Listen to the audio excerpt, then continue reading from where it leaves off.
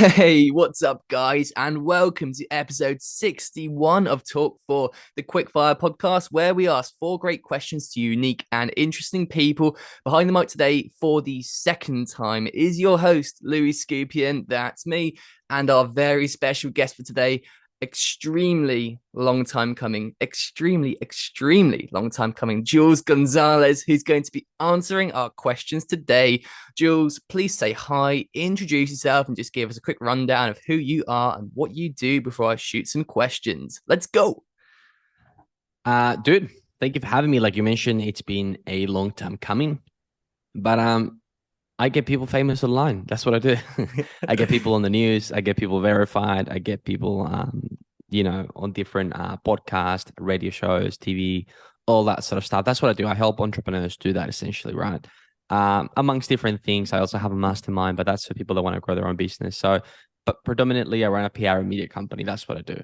Yeah, Fantastic stuff, Giulz. been doing Yeah, that for the last 3 years. that's brilliant. Yeah, I can see. And this isn't just a podcast with someone who I've kind of like seen online and sort of seen the image of. I've actually got great experience with this guy. He wrote a fantastic article about this podcast, and honestly, the kind of the help that gave me and all the stuff towards kind of getting verified and stuff, it makes such a big difference. And honestly, yeah, Jules is a great guy, Yeah. super helpful, and this is the person to go to for PR stuff. And I can't wait to ask a few questions about that, man. So I mean, if you're good to go, Yeah, for sure, dude. should we get stuck in with Let's the crack. question? Let's get stuck into it. This reminds me of when I got started with everything as well. We actually ran a podcast ourselves with my I've best friend. seen His name this. was I've Justin. seen this. Yes, Serious? I had a Yeah. little question for that Uh, later on actually as well.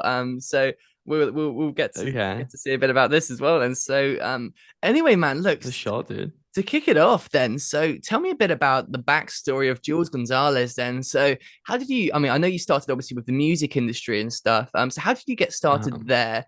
And now PR and how did your life shape up to mhm. basically to get to where you are today? Yeah, dude. My brother is a musician. that Okay. we created that Spotify thing to get me verified as a fake musician on Instagram. No way.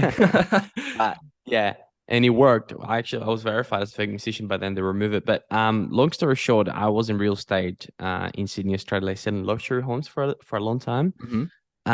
And I was just sick of the 9 to 5 grind, working 7 days a week, being conditioned by an outside party telling me, "Hey, listen, you have to do this. You have to work under this person. You have to learn this much before you can actually really tap into your potential and make a decent income, a decent living." And all this conditioning that people were putting onto me, it really pissed me off. But during that time, at my initial years in real estate, there's a lot of important skills. I went into it when I was about 20 years of age until 24, I think. But there were small things, and one of the biggest things that I understood from one of my mentors and bosses at the time was the importance of eye, like having a really good eye to detail for things, Mm. and not being good just at sales, but being good at everything. So nowadays, it's not enough to just be a good operator in one key area. I feel like you have to know everything, because if you don't know everything, number one, you get screwed around, and number two, in the moments where somebody could leave or somebody's trying to say something and you know it's not correct, there will be mistakes. And those mistakes could have been avoided should you have known the entire business, right? So those are the two main lessons that I got out of real estate. After that, I think I heard a podcast about Iman Gatsi, and bless him, I actually had him on my podcast about 3 years ago. Iman's a great guy. He's obviously blown up online now.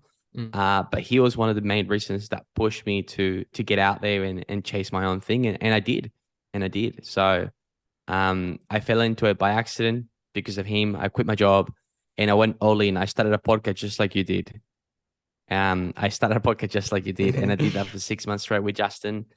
And then I opened up a podcasting agency, which then led into a PR and media company. And that's how we're here today.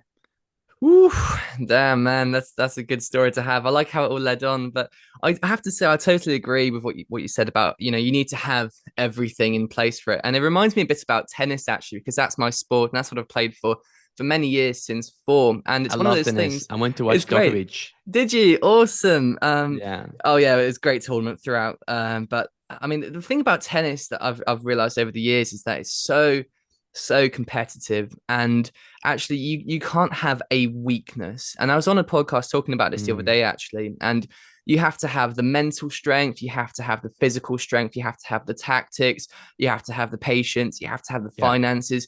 There's so many factors in play that have to be literally 8 to 10 out of 10 everything. You Hmm. can't have anything that's substandard, or it's just going to get 100%. ripped open, it's going to get exposed, and it's going to hold you back. And with the competitive nature of a sport like that, it's ridiculously difficult Mm, to make it if you have a gap in the game. And it's the same in life and the same in yeah. business as well, because I mean the competition is fierce out there. It's With outrageous, with dude. entrepreneurs, Outrageous. everyone, even a podcast. I mean, the noise behind a podcast and the amount of people producing content, it's like it's like kicking bricks in the Grand Canyon, isn't it? Dude, yeah, and that's exactly why like we chose to open up the PR agency, because we saw that like that gap in the marketplace that no one was really taking seriously.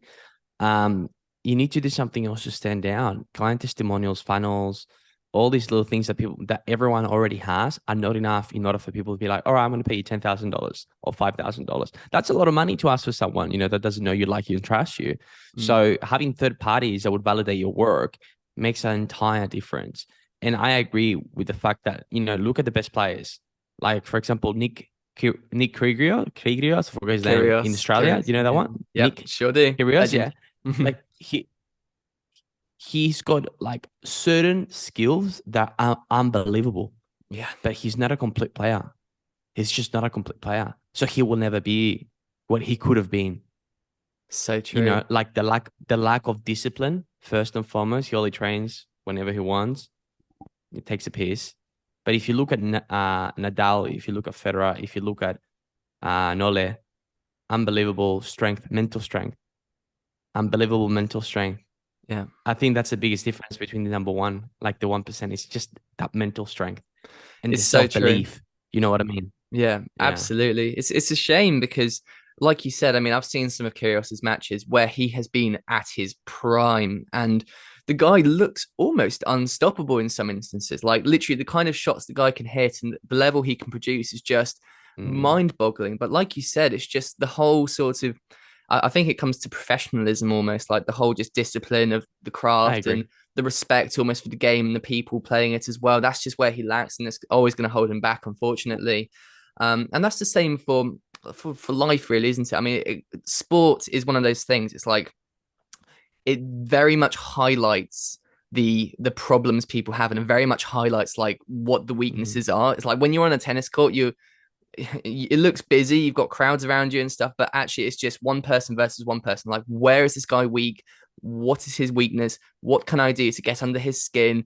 Where is the gap here for me to attack? And that's it. it just fills that out, and Yeah, that's why he's never really going to, unless he can change that. I mean, hopefully he can change that because there's so much talent there, and it'd be nice to see someone who's I agree. kind of had like not a steady climb, but like one of those things where you've got the talent, he's almost wasted it, and then he's come and changed his course and gone up to something Mm, that's like exceptional. That would be a great thing to see for sure. yeah, that would be a great comeback. I'm not sure if it's going to happen though, but coming to that, like all these conversations about tennis, I love tennis as well. Mm. It's bringing it back to like the thoughts that you tell yourself. For example, this morning I woke up. You can work out like around 5:55 a.m., right? Usually Mm. 5:30. A little bit late compared to what I usually do. I don't care. It is what it is, right? And then my brain said, "Oh, dude, just stay in bed." And then I have this saying that says, "How you do one thing is how you do everything." So then I was like, if I go ahead and then sleep in and then miss the podcast, Mm. I was like, then I am going to lose confidence in me as a human being when I say that I'm going to do something and then I don't do it. Mm. Does that make sense? Do you It see how does. connected that is? Yeah, That is super absolutely. connected, dude. You know, Beyond super that as connected. well, it's like it absolutely is connected. But the other thing as well is that it's like a snowball effect. So it's kind of like Yeah. the first action of the day. I know people kind of say it's like make your bed and then you're going to go do the next great thing. But actually, it's literally just getting out of bed at the right time. So I mean, if you do that, it's like you've got this choice. So you get out of bed, it's tough at the start, but actually you do that and you feel so proud of yourself, and then that's Yeah. going to lead to the next And thing. you don't That's have to, yeah, bro. I don't fucking have to. I yeah, could of wake course up at not. fucking 12 p.m. every day. Mm. I run my own business. I don't care. But this is why people don't succeed with their own business. It's because they Mm. do whatever the fuck they want with their own time. They're not rigid with their time, Mm. you know? But that's the thing, though. It's Freedom like is precious. yeah, you sleep in, and that's like the negative start to the day, and that's most likely going to produce similar things throughout the day. Yeah. So the next thing you do might be the unhealthy breakfast. But actually, when you get up early and you think, okay, I've done this now, I've done this, I'm winning it this day. What's next? Mm, The healthy breakfast, or am I yeah. going to quickly get onto the business? And what can I achieve in these next few hours? Like Yeah. it snowballs throughout the day. So that's absolutely vital for people in sports and business in life. And actually, this leads into my second question nicely as well, then, because we're on the subject of it now. Then, so as Mm. an entrepreneur, then, so what have been some of the things you wish you'd known before starting out in your ventures that you are now aware of and would do differently or apply now if you were starting fresh? I would really focus on learning about like paid advertising. Mhm. So there's five things. I think like there's five things and five components to be really good at running a business, whether it's offline or online, right? Number one is sales. So if you can't sell, you'll always struggle. Number two, you need to know how to market persuasively, Mm. right? Uh, and then number three, actually, so it's only three, not five. I feel like it's running paid ads. That's it. If you can have those three components, because there's subcomponents within those things, so it will make it a little bit more than that. But in theory, it would be sales, marketing, and then running paid advertising at scale. Can I ask you Those then? three. Like So if yeah, let me just yeah, ask then. So if you talk about paid ads then. So just specifically, just before you continue, do you mean like the kind of ads you'd run through Google and Facebook and stuff, or do you mean like yeah, kind of Instagram, correct. like theme pages and stuff, or do you mean like paying for the kind of like the news articles and stuff, which would also be a paid ad in a No, sense, or do you mean all and of it? anything that would put eyes on your business. Mm. I specifically mean about like Facebook ads, Instagram ads, Google ads. Dude, if you know how to drive traffic to a site, it doesn't matter. Instagram's a site, Facebook's a site, then your life can change forever. Mm. You know? Yeah. That's why people struggle getting like people always have a lack of leads, and that's why they're not making money, dude. That's it. They have a lack of leads. But the problem that happens, and this is why having PR in place is so important, right? Because if you drive all this traffic and they don't know you, like, and trust you, because people don't understand this until they tap into a cold audience, right? I even till this day, I've been on calls, right? Because I run paid ads now. And sometimes I have people like, hey, you don't have a website. I don't know who you are. And I just laugh and I show my social medias and they're like, oh, okay, sorry. I just, because people are still like old school, you know what I Yeah. mean? Mm. So the idea is to do everything possible to precondition the customer to trust you immediately by doing all this sort of stuff, PR, marketing, articles, podcast, all this. Really important. Yeah. Mm. Tell you Really, what, really, then, really important. let me tap the brain, and I'm not going to pretend that this isn't slightly a personal question as well. Then, so you talk about the kind Yeah. of like the paid ads and stuff and everything. I'm interested Yeah. then. So if you were doing something like a podcast, for example, where would you go with sort of paid Yeah. ads in that sense? Like, would you go down the sort of, because I'm not sure. I've never seen, I don't think, a sponsored advert that's like promoted the podcast. Maybe once or something, maybe once or twice.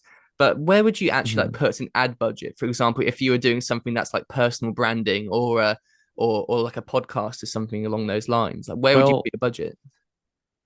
what's the outcome? Do you want to follow? You want more listeners, right?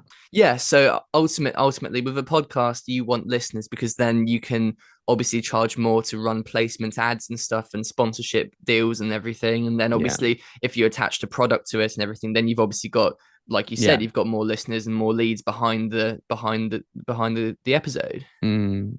What I would do if I was you, I would first and foremost try and collect as many emails as possible by giving something away for free that's really, really impactful for the audience. Mm-hmm. And that's how I would do it. Like the whole focus is just to collect leads. I would run it on Facebook, most likely, honestly, just on Instagram. I would Okay. just probably do Instagram, and I would target people that have seen your content in the last 365 days, and then I would make a lookalike audience of those people on Instagram. Sounds good. I will definitely take a look into that, and I'll try and get something Yeah, sorted. But we're on the subject of Instagram now and stuff. And obviously, when you're kind of doing anything around Instagram, the elusive blue tick makes a hell of a difference when it comes to kind of I'll do. conversions and obviously getting followers. Yeah, Because people look at that, like when I go through Instagram, I look through accounts and stuff, and you kind of like flick, flick, flick. Oh, it's a blue tick. Or if there's a blue tick, someone even like a scammer or something in the message request, you look at that and you think, oh, there's a blue tick there. Hang on a minute, this must be something important. And then you look at it and you think, oh, who is this person? Like it creates an effect. So obviously this is your forte, like this is your whole thing, man. So I'm going to ask a little bit about this now. Then, so obviously you're in PR, and one of the things you do is based around getting people verified. Like that's one of the main objectives of the kind of yeah. stuff that you do. So I want to actually ask then. So there's a lot of misleading information out there, and I feel like there isn't really like a definitive answer on how to get verified. But Mm, how do you actually get verified on social media platforms? Maybe specifically Instagram to start with. What do you need to have? yeah.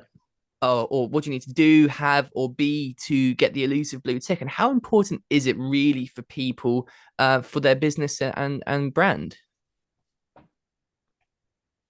I mean, it depends. So if you're an influencer, right, and you're getting a lot of sponsorship deals and you're growing and you're getting known, it's everything because it's going to Mm. get you in the door a lot quicker.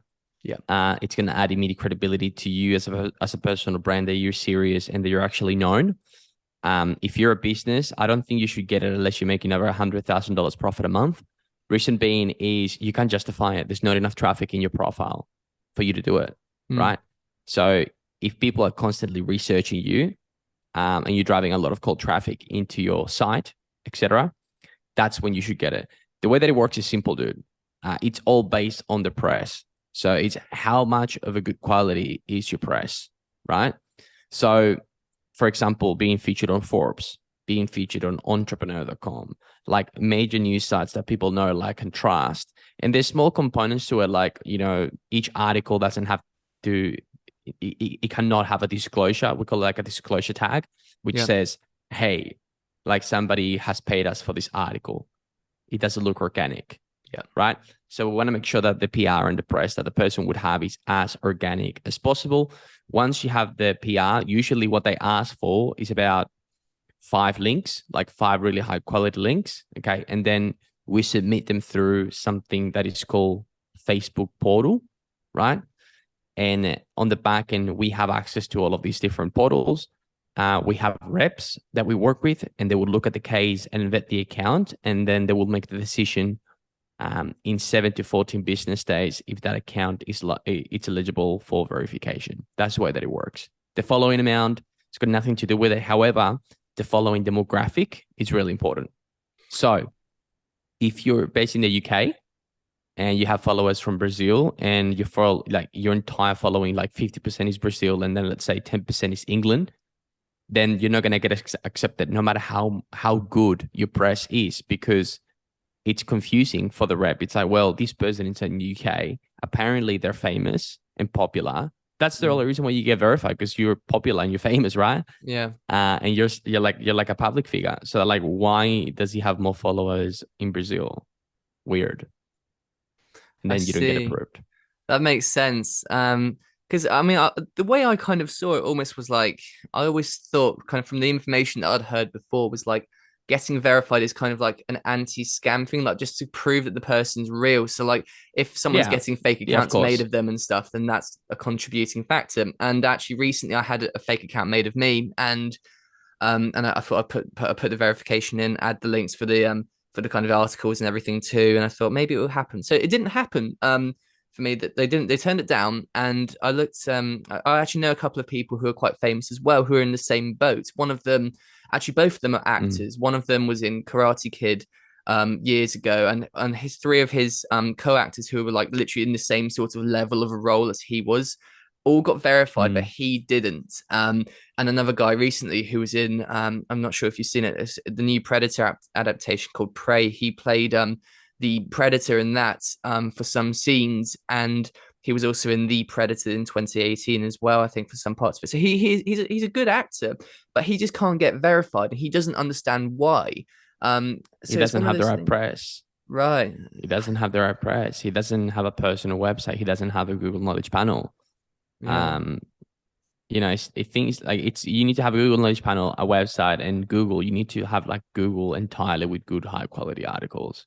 How do you actually get the knowledge panel then? Because I've looked into this before and I actually couldn't find like Mm, anything that was definitive online saying like how you get this. Because I've tried sort yeah, of bits and bobs of it before, but there's nothing like this is how you do it. This is what you need. So how do you actually get yeah. that? It's student notability. So the more articles you have, and then you have a website, right? And then Hmm. usually what happens is also we would create like an author profile on a really big magazine, like for example, entrepreneur.com. Hmm. And then that would auto populate a Google Knowledge Panel, right? It's Right. again, it's all about how popular you are on Google, Hmm. and then it sort of it will create itself. Right. So Yeah. in general, then like if someone listening, for example, they were sort of like they want to get verified and everything, and obviously their press Mhm. isn't all there right now, but they think that like the stuff that they're doing, their kind of content and everything, that's all like ready to go, and it would help their brand massively, for example. How much do you think, honestly, like realistically, they would need to kind of like think, okay, what sort of thing would I need to invest kind of going into this to actually see like a result out of it? What's the sort of like going rate almost, would you say, like for these sorts of articles and stuff? Well, it really depends. So what we don't really offer verification services guaranteed or anything like Mm. that. Most people that do, they will try and scam you from your money. We really focus, all we say to the clients, hey, if you want to get high quality press, we can help you with that. And if you need help with the submission, we also know people that can help you with that. But at the end of the day, man, it really depends and it goes case by case. So it may be that one of our clients has zero press and then that would cost a lot of money because we actually have to go out there, pitch them, get them on the media and all that sort of stuff. I mean, like if you think about it logically, a blue tick could change somebody's life Yeah. in the sense that, you know, if us giving them a blue tick could get them a 100K deal per year, like, is that worth $30,000? I don't Oh. know. You tell me, you know. No. um it opens up the doors to so many different opportunities if you know how to leverage it correctly, Yeah, you know. absolutely. Yeah, you can tell, and it's like one of those things in culture and social media. It's like you look for it, and I mean, I have to say, it's like I said earlier as well. It's you know, I've had a few of Mm, these messages recently. Actually, some of them came to me from one of these articles, and they all had blue ticks, and they were like, "Have you looked for a social media kind of blue tick things? And we're doing this, we're selling this, and blah blah blah." And it all sounds all scammy, but they've got this blue tick, so you look at the message and you're like, "Oh, I wonder what they sent me." So if you're someone who's mm, like in a podcast, you're trying to kind of get in contact with high profile individuals, for example, if you were selling something to big entrepreneurs, or if you're just in sales in some way, 100% that's going to put you above this plethora yeah, of these but scammers and fake accounts. Yeah. the reason why you can tell even these fake verified accounts whatever, Mm. these are accounts that they bought like 5 years ago, man. These are like accounts that, you know, before Instagram became really tight with the policies, they just Mm. bought like verified accounts and I have plenty of them. Yeah. um it's a wrecked industry, but here's the thing. If somebody has content and somebody has a legitimate profile, whether you're verified or not, it doesn't really matter. People reply to you. People Mm. reply to me now that I'm not verified all the Yeah. time. It doesn't really matter to me, you Fair know? enough. Okay. Well, you mentioned, you said something interesting before. I said like Mm. the comparison, if I gave you 100K, like if you pay me 30 and I gave you 100, you said, oh, hell no. What made you say that? I'm I was curious. being sarcastic. Of course, you would take Ah, it. okay. Yeah, man. No, Ah, okay. I was like, whoa. what? That's the return on investment right there, man. Obviously, I mean, if you pay something, it doesn't matter what you were paying. If you pay something that's this big and you're gonna get something back that's this big, then you are obviously gonna do it. It's a no-brainer. So that's where obviously that all comes into it. So Yeah. just on the same subject now as well, then I'm just interested as well, just something that's creeped into my mind talking to you about kind of PR and the Hmm. blue tick and verified stuff, obviously. What is your take on the recent Instagram move to to doing the Twitter Blue stuff and the kind of paying almost for like getting a verified account. What's your kind of what's your Yeah. opinion on that? Do you think it's like a is that sort of like a credibility ruiner in a way, or is that actually something smart by Twitter and Elon? It's just a revenue generating activity that Elon pulled so they can be profitable straight away, right? Mhm. Yeah. Do I think it's wrong? Yes, because then it gives people that sense of entitlement, and not everyone should have it. Not everyone deserves it. There's plenty of clients that message us and reach out to me, and we don't help them. They're Mm. not ready for it. You know what I mean? Yeah. So, I think it just gives in like nowadays you scroll through like Twitter, everyone's verified. It just looks fucking shit. Mm. It just looks bad. You know, you don't Yeah. know who you don't know who is who. You don't know who's legitimate anymore. So You know true. what I mean? It's like you have something that's like either you have something that's rare or something that's got this kind of Yeah. value attached to it. It's like it's mint. Like on Instagram, that blue tick is Mm, like a mint thing. It's very important. And then you make something like that so mainstream, and the value of it just degrades mm. horrifically. And it's 100%. Like yeah, imagine if everyone was walking around with a gold Rolex tomorrow. yeah, exactly. What's the value of a gold Rolex tomorrow then? Nothing. It's Yeah, just why would something. you buy Yeah, one? exactly. Like, why Yeah. would you buy one? People buy Rolexes because of status symbols. That's it. Exactly. Yeah. You're right. It's a wrong move. But in terms of like the whole sort of, in terms of like the revenue thing, obviously it's a good way for them to kind of get Twitter off the ground initially, I think, and start this revenue stream. But I mean, Yeah, it can't be because they that. can't run paid Yeah. ads because Exactly. their data is fucking shit. What else are they gonna do? They have to have some sort of income thing, you know? But it I makes you don't like think it. like, If you why did ask me, he I don't like make it. that investment into it then? I mean, if you got to kind of Control. yeah, yeah, it's true. It's true. Like if you have to kind of He's a resort to he's a that type PR of genius, thing. dude. Yeah, he is. That's He's a true. PR genius, you know? Yeah. Ah, He man, controls the media. he does. I mean, it's a strong Yeah. move, but it's one of those. It's like you think you have to kind of take time to think about it. Like, why? Like, why have you made this investment Mm. into something that's kind of like a very faulty product, almost in a sense? Like, there's so many Yeah. flaws in Twitter, and there's so many holes in it. And if you've got to resort for your revenue coming from sort of mainstreaming something that's supposed to be something that gives credibility to important and you know and hardworking people, then I mean it just Yeah. doesn't seem like a good model, does it, for growth, especially long term. Yeah, I agree. Yeah, man, Yeah, no, long term, I agree. for sure. 100%. I agree with you. Well, man. Question four then. So this is a good one. I like it. This is tapping into the entrepreneur that I'm staring at right now. So entrepreneurs in Go. general pave their own paths and they tend to find their own little methods and tricks to excel in their space and their business and whatever that is. So just to round this podcast off then, so do you have any unique tips and tricks or things that you do that you feel have given you a boost in either productivity, income, leadership, or just successfulness in general that we can all take away from this? That could also be habits or something to do with mindset as well. Just a little Giulz Hmm. Gonzalez special. Yeah. I think you can't sell a secret. It's so important to get yourself out there, be invisible, sharing your message. If you're not doing it consistently, then you'll never, in my opinion, be successful in business. Whether you're a personal brand or a brand itself, you have to always be advertising. You have to always be putting yourself out there. In terms of like little hacks, it's the simplicity of things. It's showing up and doing the same old boring work, dude. There's nothing glamorous around it, right? Mm. It's just doing the same thing every day consistently. I think one of the biggest things, if anyone can take away today, is think yourself as an ant, a little ant. They pick up the heaviest things and they move them for miles, and then they go back and pick them up again, and then do it and do it and do it and do it. They don't complain, they don't cry, at least that we know of. But they just get the job done, and it's a matter of taking the small steps, being ridiculously ambitious, but at the same time being ridiculously patient. Gary Vee talks about that a lot, you know, Mm. being patient, but at the same time super ambitious. So it's a dangerous combination when you have both of them, because you start making different decisions based on the future, not your current reality. I really like that. That's great advice. And yeah, you have to have that mix of the two Yeah. because if you're too patient in the sense that it becomes like procrastination, patience, then that's when things just get put in the back burner. But you have to have that dream, and it has to be alive in the forefront of your mind at all times. Yep.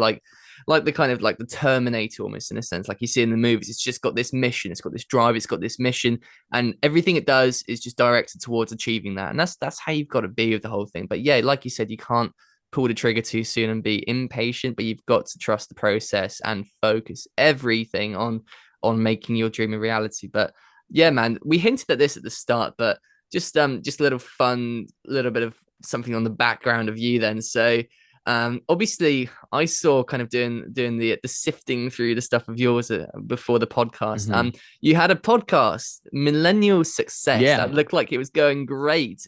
So is this Yeah, dude. something that we might see in the future making a comeback? Are there any plans for a podcast in future from you? Yeah, there is actually. So I'm going to be building a coffee shop with 4 podcasting studios on the back. So I'm going to be Wow. creating it's called Coffee and Chats, and I'm going to rent out each studio to corporate people that want to shoot commercial, info commercials, modeling, etc. So that's something to do with podcasting that I'm launching next year, brick and mortar. Wow.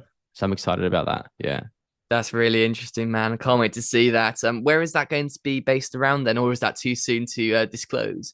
Melbourne. You have Okay, to okay. come. I would love to. I have to say, I've always wanted to go to Australia, and I think you mentioned A little bit too cold. oh Nah, yeah. it's not that bad compared to the UK. Oh, tell me about it. Trust me, I'm used to it. I've got the UK winter husk all built up around me right now, so I could do with anything a little bit warmer than that. But you mentioned Bali as well before as well. What's Bali like Yeah, I as live well? there. You live in Bali? Wow, man, that's Um, brilliant. yeah, I lived in Bali for 4 months. How was it? I don't know, man. Bali was really good in terms of like time freedom, location freedom, It's cheap, isn't it, as having well? a beautiful house, etc. Yeah, it was really cheap. But man, it's just like full of people that they talk a big game, but nothing comes out of it. And Okay. I want to be surrounded with people that are doing big things. If you live in an expensive city and your friends live in an expensive city, that means that they have to be making some sort of money to grow. You Yeah. know what I mean? Sure. Sure. So Bali's good for a holiday, but not, in my opinion, not to live. No. So is that the kind of the move you've made now towards like where you are now? Is that have you I, sort of found that in I in your lived in Melbourne location? before. Nah, I was living in Melbourne before.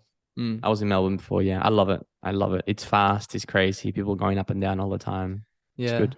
Great stuff, man. And Yeah. a lot of things trying to kill you out there as well by the looks of it. That's one thing we lack in the UK. There's not much out there Yeah. that's trying to eat you, but out there I think you've got to watch your back at all times for anything either flying or crawling.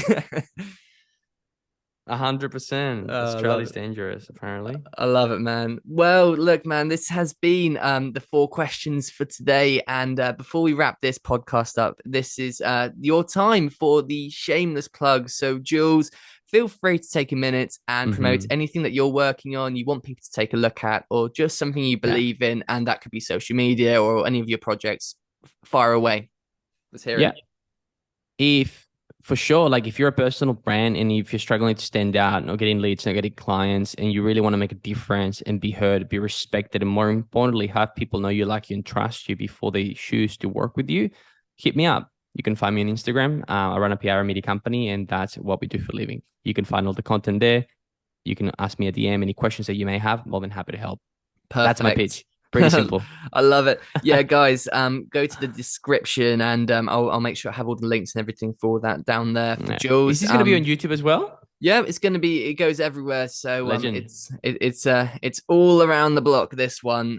But yeah, Jules, like we Love said, that. long time coming and it's exceeded all expectations, man. So thank you so much for joining me Good today shit, for man. the Talk Thank 4 you. podcast. Yeah, man, thank you I for appreciate your it. time. It's been brilliant.